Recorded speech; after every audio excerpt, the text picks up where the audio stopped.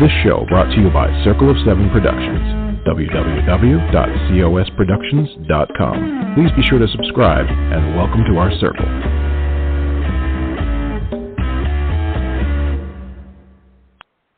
Hello, everybody. This is Patricia W. Fisher with Readers Entertainment Radio, and I am so excited to be talking to you guys today. Finally, it's getting to be really beautiful weather here. It's springtime, my favorite time of the year. Despite allergies, I will say that allergies always kick my butt this time of year, but I love all the rebirth and the flowers. And here in Texas, we have this big tradition where we all go get pictures out in the bluebonnets. So if you ever want to see just like a beautiful field of blue, just check out Texas Bluebonnets, and it's in there all the time. It's kind of a traditional thing that a lot of Texans will go out and take pictures. And so we're very fortunate to have such a pretty flower. It's our state flower. A little bit of bragging about that.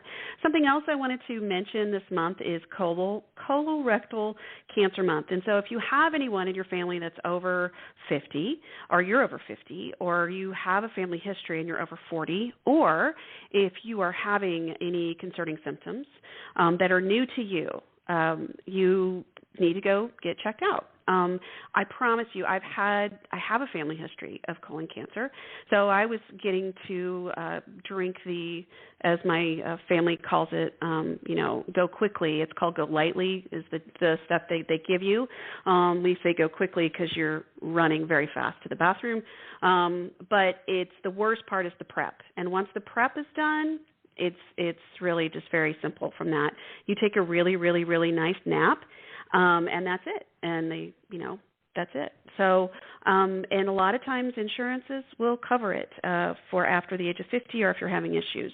And if it doesn't cover or you don't have insurance, definitely talk to your healthcare provider.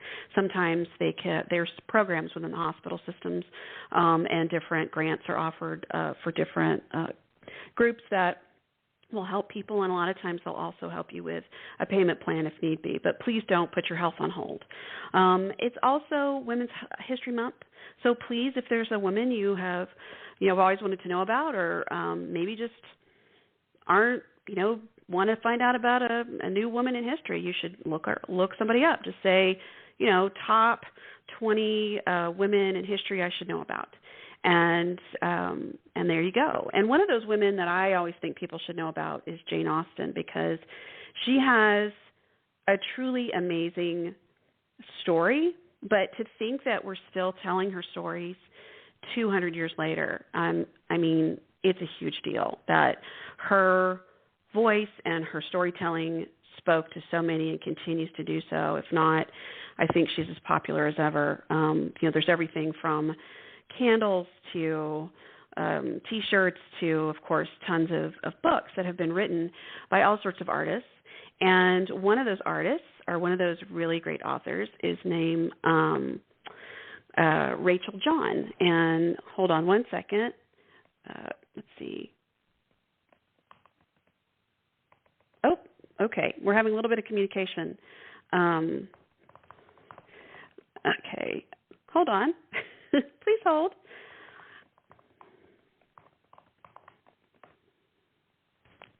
So, anyway, we are going to have Rachel John on today. She is an author that has written a ton of books, and we'll see how this plays out for her to get on.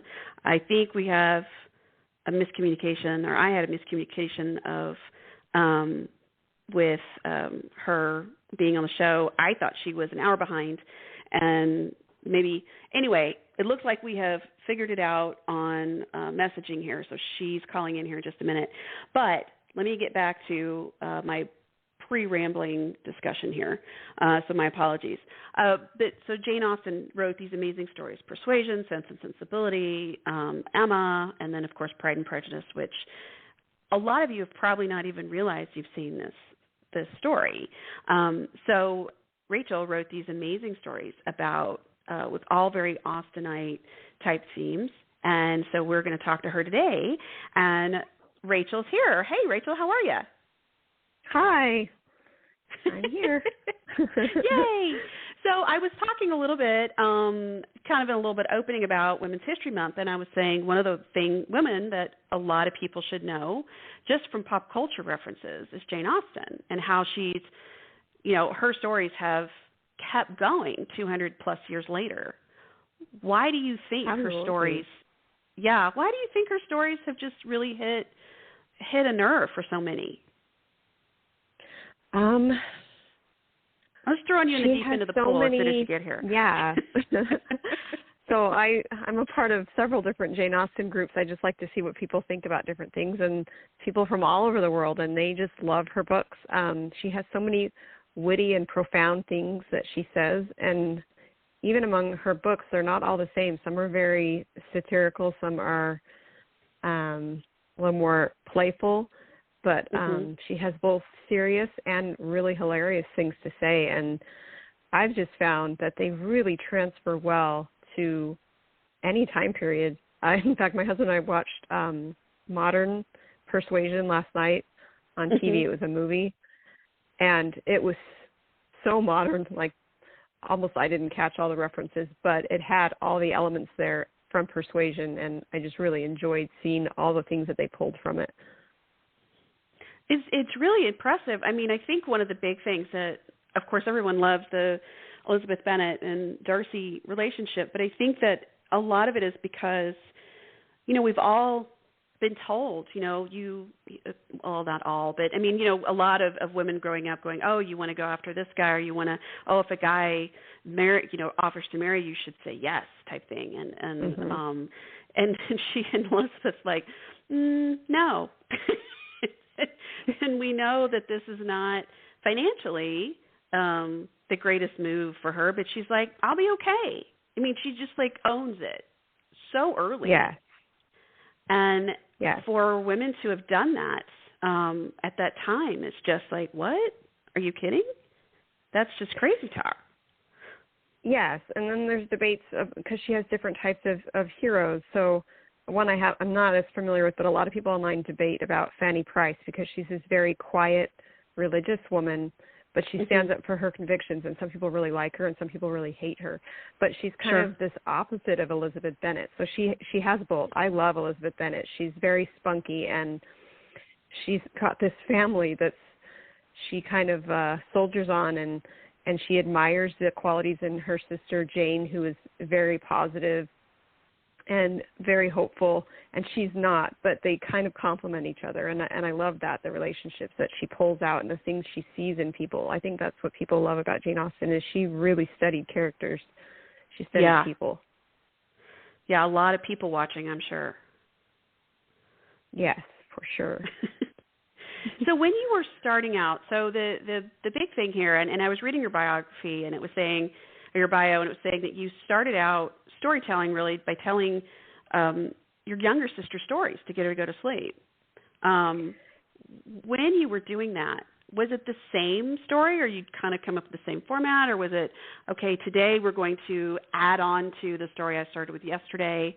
How'd you come up with things? I think they were always different, but I would try and keep them going. Like, I remember there would be times when I'd look over and she'd be asleep and I'd be disappointed because the story was alive in my mind and now I no longer had an audience for it. So yeah, I always had stories in my head growing up, and I love to read, but I also love to just come up with stories. Yeah. So were you one of the kids that would take a huge bag of books bag to the library to stuff it in and get through the summer reading list super fast? Oh, I love the library. I grew up in Mesa, and they have a really quirky, awesome building there, and I loved going through there. And I usually check out all the Babysitters Club books, because there's 200 of them. But I love the classics too. I read all the Anna Green Gables, pretty much anything by L.M. Montgomery, and what else? Where the Red Fern Grows was one of my favorites. I loved Heidi, and I loved The Secret Garden. My grandma would send me books in the mail all the time that she liked. She sent them to all her grandkids, but yeah. So it's definitely something that I just grew up with. We always had books in the house. So I do. I buy my kids pretty much whatever book they want because it keeps them quiet. And I have some kids that really enjoy reading and some that I just buy them comic books because that's really what they want to read. They don't really want anything more serious, and that's okay too. Yeah, I mean, I had to kind of get over myself a little bit about graphic novels because I have 4, and my 2 middle ones had more trouble with reading. And, part of me is like, no, we need to read, read. And a friend of mine's like, look, if they're willing to read, just let them read whatever they're willing, even if it's the back of labels of the macaroni box, whatever. Just let them. And they needed the visual cues for that to know what was going on better in the story. So, and now, like my daughter, she said, she's like, oh, I'm so sorry, I was still up, I was reading. And I was just like, oh my God, it happened, It was like, she was reading. And finally, like you're saying, they just let them read whatever they can or want to. It's huge. So when you were growing up and you were, telling your stories, when did you start writing things down, like making notes to yourself? Oh, like right away. Like, there's this one, my mom was really good about keeping all my little drawings because sometimes the stories were in my head and I was just drawing pictures. And there was one where I just wrote the squiggles out as words before I knew how to write, but I remember the story from it. And then when about 2nd grade, I started taking little notebooks, and then I would put the pages together with ribbon, and I'd have a little story. But the first time I really attempted to write a novel, I was probably 16, and it was on one of those hard disks that it would take me a while to find something to play it, and it wouldn't be any good. So it's one of those novels that will never see the light of day, and I probably wrote half of it. It was a Western, which I don't write, so. Well, I mean, you're in Arizona. That kind of makes sense for a little bit of a Western. Yeah. There's a lot of influence out there for sure. But yeah, I think we all have at least one, if not multiple novels we all started and that will never, ever, ever, ever see the light of day, ever. Yeah. I remember writing one, and then it was on a floppy disk, and that I was at college, and so I was writing, and I was thinking it was so, so good, and I just cringe to look at it now. I just don't even – I know I printed it. It's in a binder stuck in my closet somewhere, but I'm actually kind of afraid to look at it. But then I'm afraid if I don't, I could be some just small nuggets that might be good, so I don't know. Yeah. That's when I was going to write the next James Bond series because that's what was my deal. For sure. Cool. Yeah, why not, right? Because I kept saying to my aunt, I'm like, I need to see if I can, get in this group and see if I can write, these James Bond books. Maybe they'll let me write one. And my aunt says, why don't you just write your own? And I thought, well, that's crazy. We can do that. Oh, my gosh. And so when did you sit down and say, I've got all these stories, I should do something with this? So I'm I'm a hard learner. So I had a bunch of different odd jobs, and I was always writing stuff down. But I had no, I'm trying to think of the word. I didn't have the discipline for it. So if I ever even told anybody I was writing, they'd follow up and ask me, and I'd be like, oh, shoot, they're asking, because I knew I had made no progress. So my first novel took me 6 years to write, and it's not very good. And I went back and revised it. It's still not my best stuff, but it's, it was a good first novel. But the problem was I was writing scenes out of order as they would come to me, and now I've learned I'm a very chronological writer. I just can't do that. It's too hard to piece things together afterwards. It's just, I know some people write that way, but I can't. And so I had my sister read that one, but that was it. And of course, that's another mistake. So many newbie mistakes. But I knew about the Amazon platform, and I had submitted little short stories and things to publishers before just to to test the waters. But once I realized, I could do this myself, I think I put up a nonfiction title, Baby Names or something, just to kind of see how the publishing worked, to see what the platform was like. And that was back in the days when you could put up anything and anybody would buy it. And I wish I had more craft skills back then and had joined writers groups and things. But by the time I figured that out, a lot more people were in it. So Sure. I've been in there a long time, but it took me a while to figure everything out. And, I joined a group called Clean Indie Reads on Facebook. It's still there. And I think I initially joined it as like hoping to market my book. And then I got on there and realized, no, they're going to show me how to write a book. And so Facebook groups have just been amazing for that. You don't market your book to other authors. You collaborate and you work together. So right, and cross promotion. Every newbie mistake I made, though, for sure. Well, but see, here's the thing, and I always tell people, and talking to people, and they're like, oh, this, I don't know if I can do it, and it's like, well, nobody just got up and started walking one day. I mean, we all fall down and hit our face, and but you're so much farther along than people are like, I always wanted to write a book, or I did write a book and it's under my bed and no one will ever see it. Yeah, and I can't write another one. It's just too hard. So much farther along than so many people that just never take that step.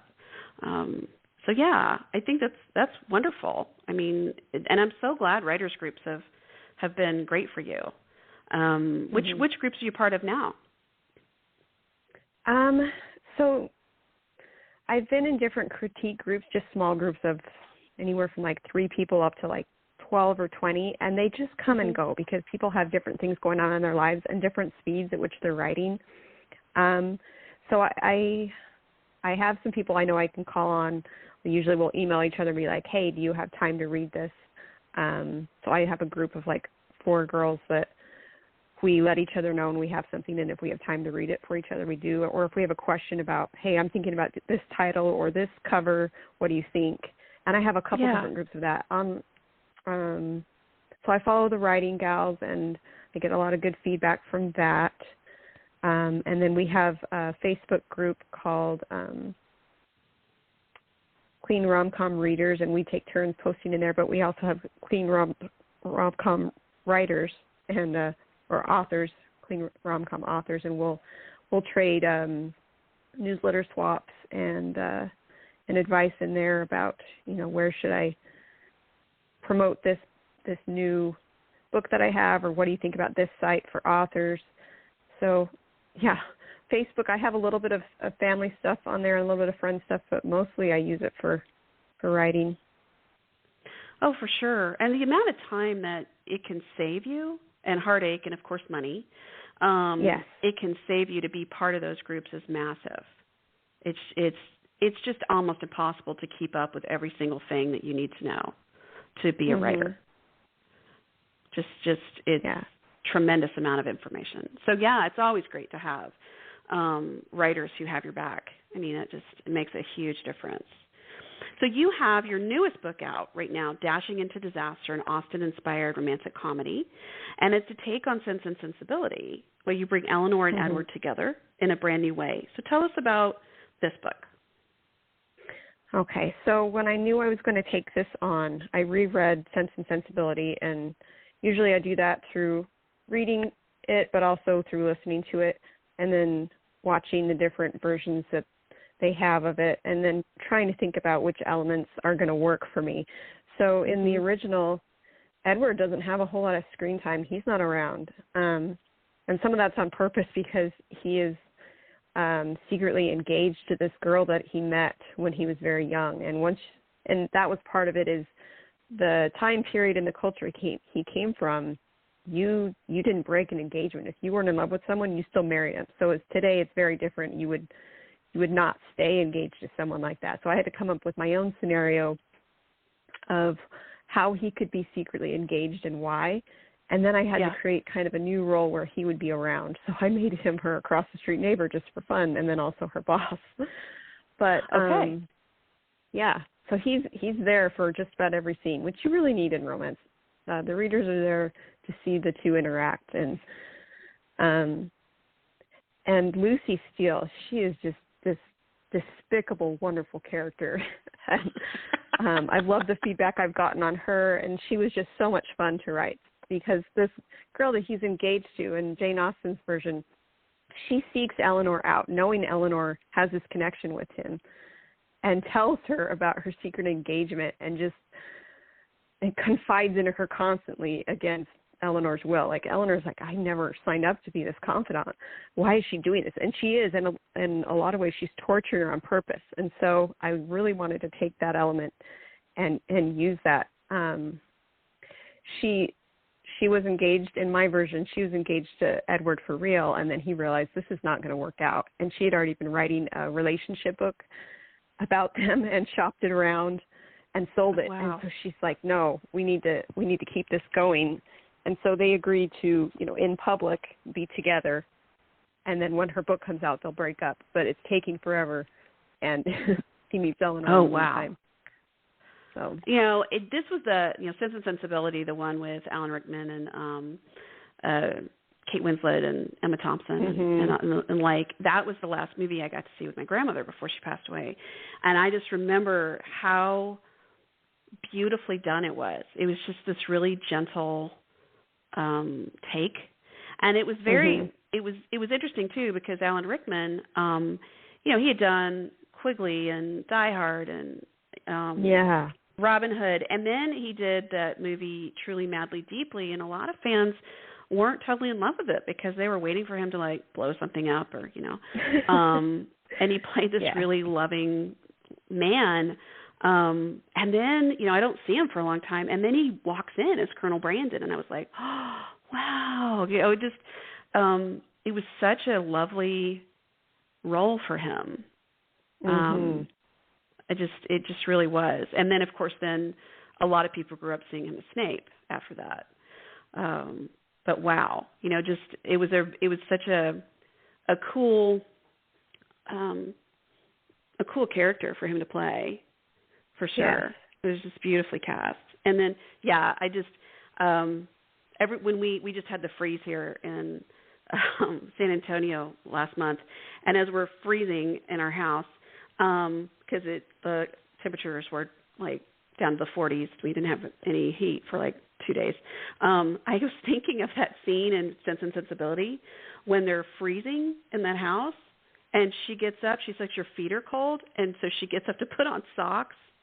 Remember, they don't have enough coal or whatever for the fire. I mean, it's like, I can't even imagine how cold it was. And in the countryside of England during those times. So I did not complain because I had very good socks.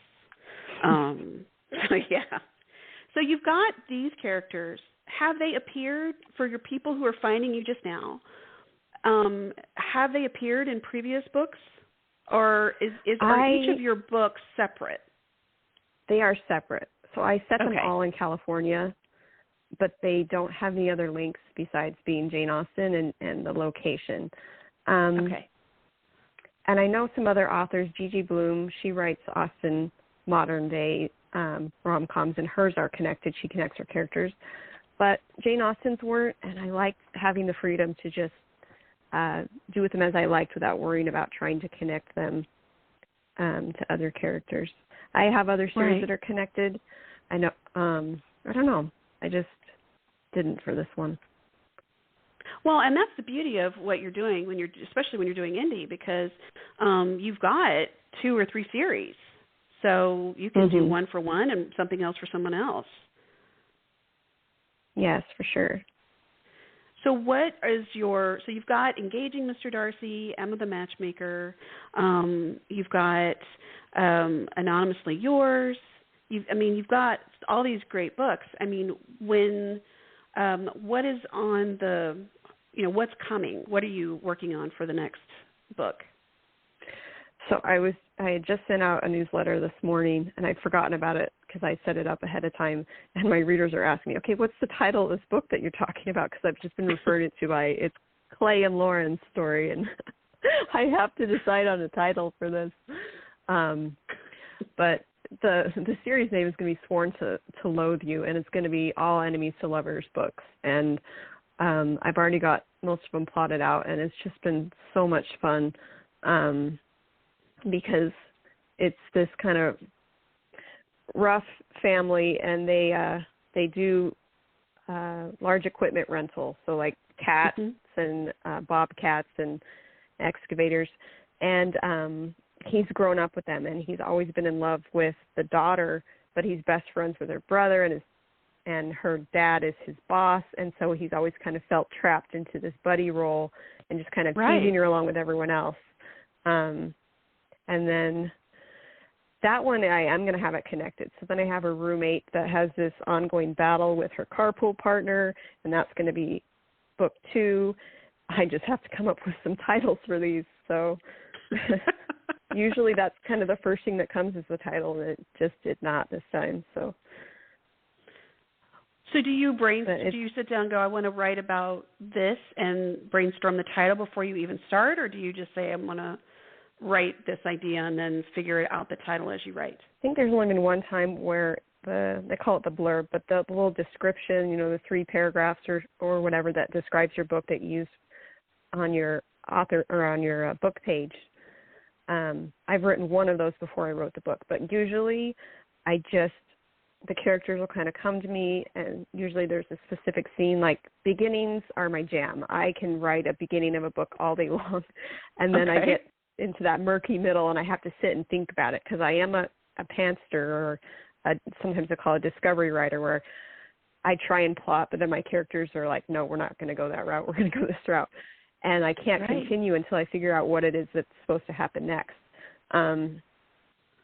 So that's just my method. So usually I'll have 2 books I'm working on at once, because once I get stuck on one, I don't want to write until I know which direction I'm going, because it'll feel wrong if I try and force it, and I'll be like, this is garbage, and I'll have to go back to the point where I knew I was where I should be, and then work from there.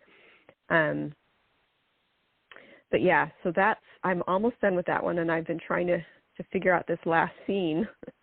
So this book has been, 3/4 of the way finished for a little while, but I have time. I try and give myself time. And with COVID, things have been slower, so I'm not writing like 4 books a year like I was trying to do before. So, well, yeah, I have friends that just really hunkered down and just used writing as an escape, and then I have friends that have had absolutely no inkling of creativity during all this. So, it's just kind of trying to find your balance, and everything got really out of whack last year for sure. Yes, my kids just barely went back to school. They were doing school from home, all 4 on different computers. Pretty much all of last year, so and most of this year, and they just barely went back. So same, yeah. It was an interesting process because I don't know if you've had this issue, but it was hard for them to stay engaged in class. I mean, the teachers were just working their butts off.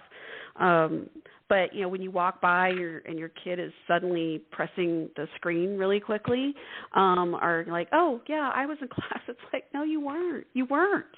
I just felt like I just go in circles around my house monitoring. Yeah. Like, well, oh, sure, I can get this project done while they're in school. Oh, yeah, no, I can't because they're not staying in class. I have to sit next to them the whole time. Oh, I'm so thankful it's not just me. Not that I hope that for anyone, but yeah. Yeah, I had slated Dashing into Disaster to come out about November, and nope, came out in March. So well, and I think a lot of people are feeling it. That's the nice thing about being indie is you just push it back, you just make things work. So I took a whole bunch of rain checks on people that were going to promote things for me and said, I'll get back to you, and they were great about it. So oh, I know. It's been an interesting time. So, but I'm so glad that you've got your stuff out because you've got all these great books and, fun and escapism. And, everybody decides what's the comfort level regarding romance.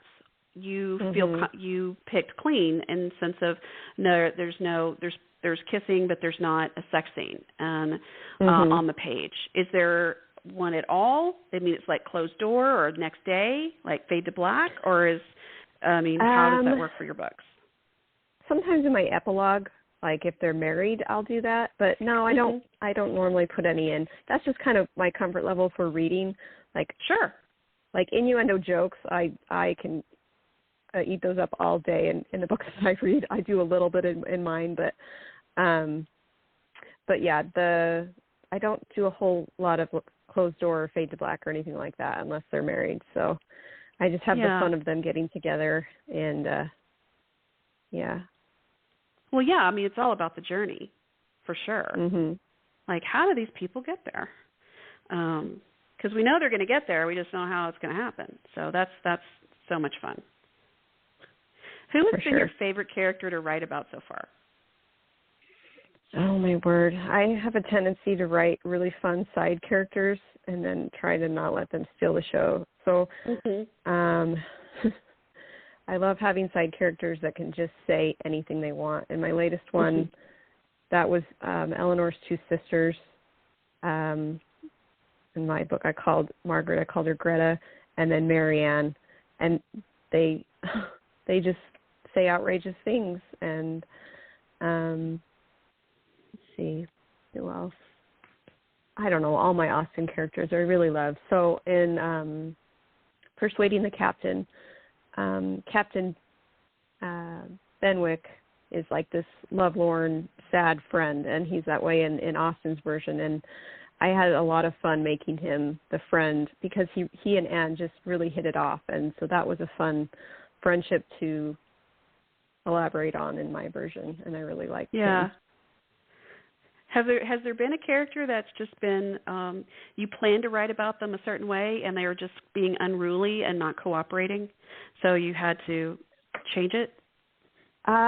Definitely for mistaken identity. Anytime I've used mistaken identity, my characters are like, nope, not going to lie about it that long. Then I have to try and figure out, okay, well, if they reveal this truth at this point, what's that new conflict? And so in one of my books, he had lied about this girlfriend.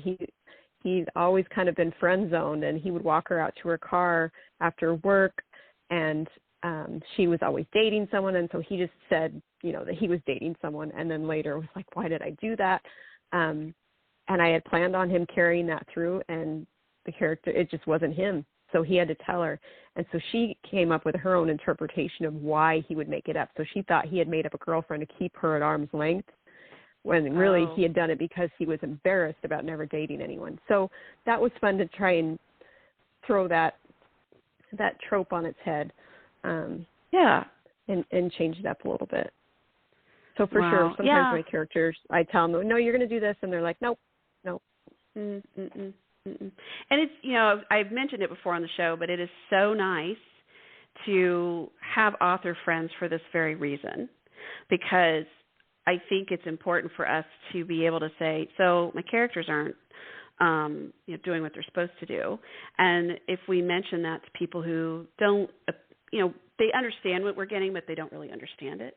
And so they don't, when you say that, they're like, I don't get it. They're fake. They're not real people. You just make them do what you want. I'm like, no, that's it's really not how it goes.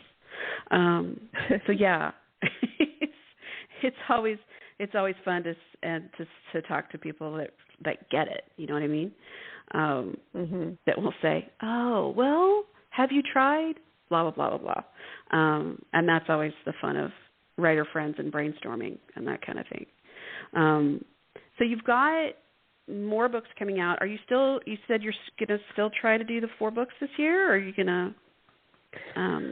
What do you think? I always try and get out a Christmas book, and those are usually a little bit shorter. And that series, I redid the covers, and they just keep selling. It's not Christmas time, and I'm like, all right. So I usually start writing that around September or October, somewhere in there.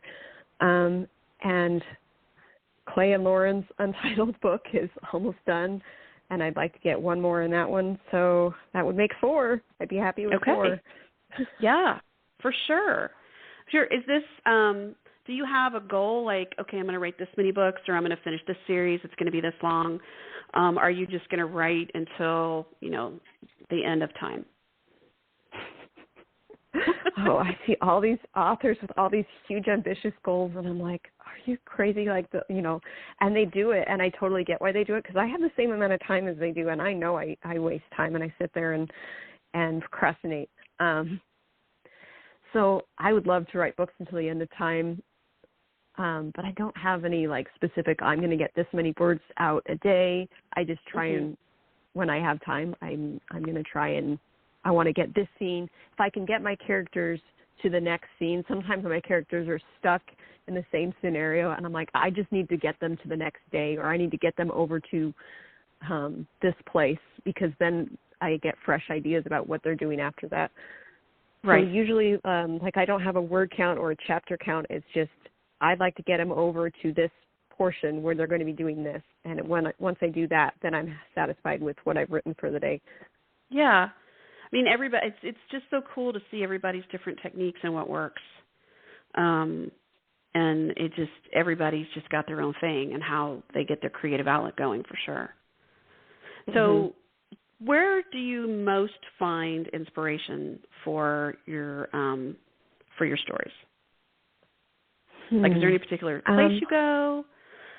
I've thought about this question because I hear it a lot, and I don't know that there's anything specific. Like, if I am doing, and this is why when I was working different jobs, anytime you're doing a task that requires your motor movement but not your mind, my mind will go and start thinking about my characters. So driving, showering, doing dishes, listening to music. Yeah. Yes.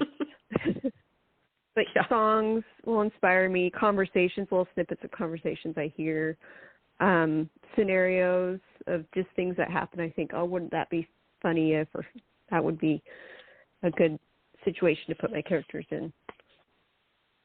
What has been the most unexpected input from readers? Like a character you didn't expect to get that much attention or what have you. What has been your biggest surprise? Oh, that's a good question, and then I'm trying to think. I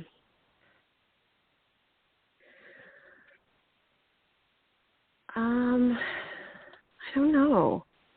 Like, I have readers that will ask me questions, and I'll interpret something some way, and they'll interpret it totally different. So I had mentioned that I wanted to do Northanger Abbey next, and that I wanted to make it just a little bit spooky, just for fun. And in my mind, I'm thinking spooky like she has this overactive imagination. And the reader's like, is it going to be paranormal? And I said, no, absolutely not. Okay. So sometimes I'll have to reread something that I wrote and say, oh, that could totally be interpreted a different way. But the characters, I got good feedback on Caroline Bingley and Georgiana, Darcy's sister, and I hadn't really thought about them, but I liked, readers really responded to those two. Have you had a character that people said, well, what about, when are you writing this story? And you're saying, I had no plans to write that story. I do have people ask if I'm going to write about another character, and sometimes it works out and sometimes it doesn't. So I have a side character named Tyson from Bethany's New Reality, and I loved writing about reality TV, even though I actually don't read that much of it.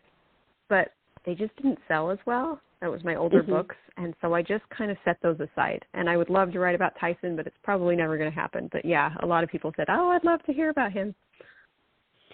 So what was your favorite reality show when you were writing about Bethany's series? So, I don't know. I didn't really watch a ton of The Bachelor, but I liked some of the quirky, weird ones that came around that. Like, there was this one called, I think it was Secret Prince, where they found all these royalty around the world and set them up on dates, and they were so awkward, like so socially awkward. And the Secret Millionaire one, all of those. Yeah, Joe Millionaire. That was, yes, I unfortunately watched all of that. I loved awkward situations that they would be thrown into, and you just, where they weren't expecting it. Yeah. I guess they're all scripted, but the less formatted ones where it was like, you could just tell this was some experiment someone came up with and somehow sold it. But there's not extra seasons of them. Well, and I always wondered, like, some of the Bachelor. I mean, I think I've watched one episode of The Bachelor because I was just like, I can't do this. And then I did watch Joe Millionaire because I was just morbidly fascinated. But still, it was amazing to me how quickly, and I know part of it is show, so I know it wasn't, canon, but I mean, there was just how people were like, well, I'm like this, and I'm, I get anything I want, blah, blah, and I'm thinking, do you think that makes you attractive? I'm not really sure what's going on here, because if I were a guy, I'd be like, I'm out. Yeah. No, thank you. So, wow. I don't know. I maybe they're testing their acting chops. I'm not sure, but it's always very interesting what people think people will like. Mm-hmm. And of course, there's just people editing constantly for those that's shows. What I was going to say. I'm always fascinated with the editing angles that they do, and you could be one thing and they're going to edit you to be something else. So. Oh, for sure. Yeah. I think I read years ago when they first had Survivor, one of the very first reality shows. They said they had to make conflict, because everything was really, really, really boring. Like everyone was just kind of sitting around waiting for the next thing to happen. So yeah, it's but of course reality TV is super cheap to produce. So so yeah, I'm amazed at how much it's taken off and how people really feel like it's real, but it's it's not. So yeah, very interesting stuff. So I'll just stick to baking shows because at least I can see food. We know somebody made that cake. Yeah. Oh, well. Yeah, so if someone wants to find you, they can find you at your website, Amazon page, Facebook, Goodreads, and Instagram. I've got all those links in the write-up of the show. And I've also got your link to your latest, Dashing into Disaster. And we have about 2 minutes left, so can you give us a quick rundown of your Bethany series? I know that you said it's kind of on the back burner, but it's there, and you've got several books there. So give it a mention real fast. I just redid the covers on those. I was putting them up yesterday because, I just can't give up on my old books. They're like your children. So, So, Bethany's New Reality was that was the second book I wrote, and that was the first one I wrote in a critique group and got really good feedback. And it was really back when I didn't really think about audience much, and there's something kind of freeing about that, about just letting your imagination create whatever you want and not worrying about reader expectations. The feedback that I get is that was fun, but that was really weird. I'm okay with that. It is kind of a weird book, the dating reality show, but they get there and they've put them in these shabby apartments with this wardrobe that's from a thrift store, and they give them chores, and it's like they were going expecting this glamorous experience, and it's not. Oh, and then everyone's, instead of all these men they picked out, they mined their backgrounds and pulled everyone's exes, and so they're fighting over each other's exes on the show. Oh God, that's hysterical. That so is, these books, you know what? It would sell. Alone. Yeah. It would sell. People love the drama. Yeah, so, the show. I would love to turn it into a real show. All of mine I would love to. So that was book one. And none of them are connected. I just really had this reality TV stint where I just liked writing about it. So book two is not related to book one at all, except by theme. And book two is called Matchmaker for Hire.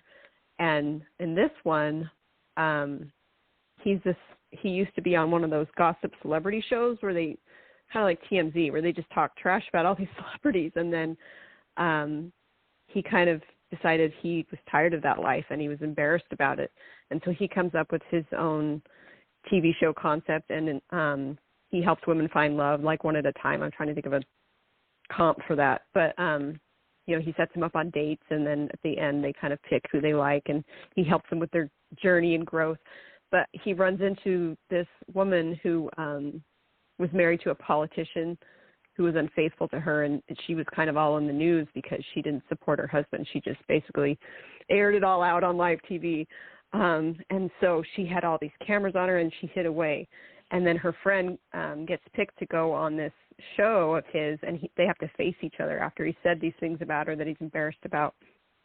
And there's this chemistry between them, but it's just so unlikely because he feels like there's this ticking time bomb of as soon as the media realizes we're dating, they're just going to eat this up, and they do. And so that's book 2. My third one is called Gorgeous and the Geek. And again, it's reality TV, and this one's a talent competition one. And in this one, she's encouraged to date one of her co-stars to drum up ratings. And of course, I'm thinking about like when they said Paula Abdul was dating Simon, or in the that's right. Anyway, Randy. But all the ones where they make these rumors about so-and-so's dating so-and-so. And so she's supposed to date someone. So she's like, well, I'm going to pick. And so she picks this judge. He's supposed to be the mean judge, and he's kind of nerdy. And they work together on a different show, and she really trusts him. But she doesn't think she's actually going to fall for him. And, of course, they do. So fun. Yeah. Wow. They're just really, really fun to write. So. Oh, for sure. And something a little bit different than the Austen books, too, but it's still the same because, the angst and the finding out who each other is and all that stuff, that's just a common theme. Yeah. Romance is just so fun to write. It really is. It is. It is so much fun. Well, thank you so much for being here today, Rachel. Thanks for having me. Absolutely. And if you want to find Rachel, you can go to her website, Amazon page, Facebook, Goodreads, and Instagram. All those links are in the write-up of the show, as well as the link for her latest book, Dashing into Disaster, an Austen-inspired romantic comedy. Keep on reading, everybody. This has been Patricia W. Fisher with Readers Entertainment Radio. This show brought to you by Circle of Seven Productions, www.cosproductions.com. Please be sure to subscribe and welcome to our circle.